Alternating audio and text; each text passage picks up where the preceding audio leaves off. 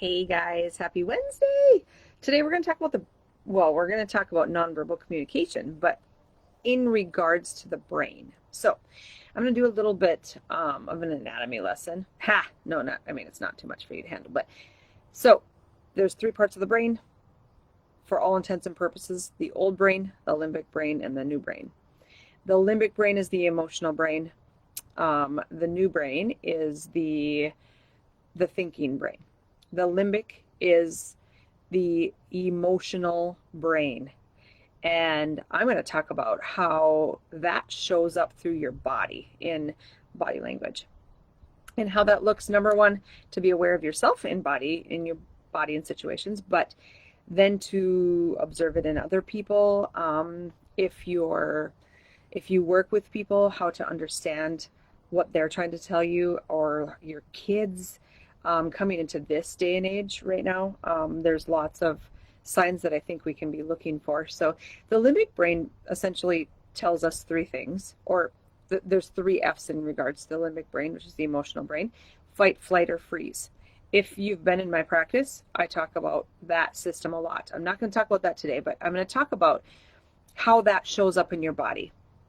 If you're communicating with somebody and they grab their neck, like for a woman, let's just say she's always adjusting her necklace, or a man is adjusting his tie, or you're doing this, or you're biting your lip.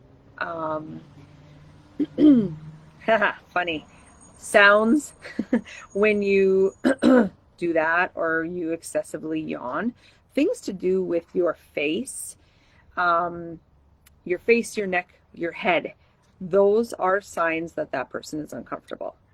And the biggest thing to this is awareness, right? I always talk about, if you're not aware of yourself, you can't be aware of anyone else. So be aware of this in yourself. Just the other day, 2 days ago, I was talking to Callan, and she's like, why do you just keep doing this to your ponytail? Are you nervous? Are you anxious? And I'm like, man, I have no idea. I don't even remember what we were talking about. But so interesting when you start to observe people's habits. If you're in a stressful meeting or a confrontational communication, you can really start to see how people handle that stress. Now in chiropractic, or what the adjustment does, is it downgrades the stress response. When I talk about the vagus nerve, that is basically increased. That's the healer of our body and our mind. It stops that overthinking, and it increases the calm, for a very elementary description of that. So next time you're out and about, evaluate your level of awareness with yourself. And now when you start to see that in yourself, and you start to realize what maybe makes you feel uncomfortable, then you can start to see that in other people.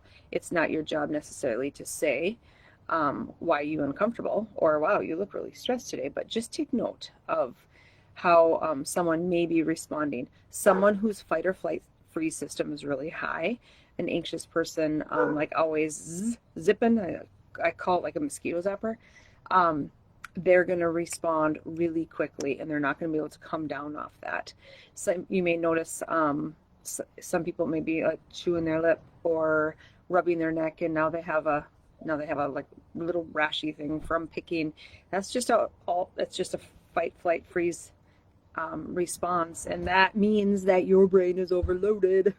That means it's not handling those stressors very well. So that gives you, if that's the awareness of yourself, a very pointed way to start to find solutions now to get your body and your brain to calm, because our brain passes messages through our body for it to express to the rest of the world, and that's what nonverbal communication is. So in this time of certain uncertainty, stress, weirdness, I guess, in the world, really these signs are probably going to be higher for sure in your kids. So make sure you are aware of yourself so that you can now be aware of your kids, and then start to have those communications with them. So thank you. Happy Wednesday.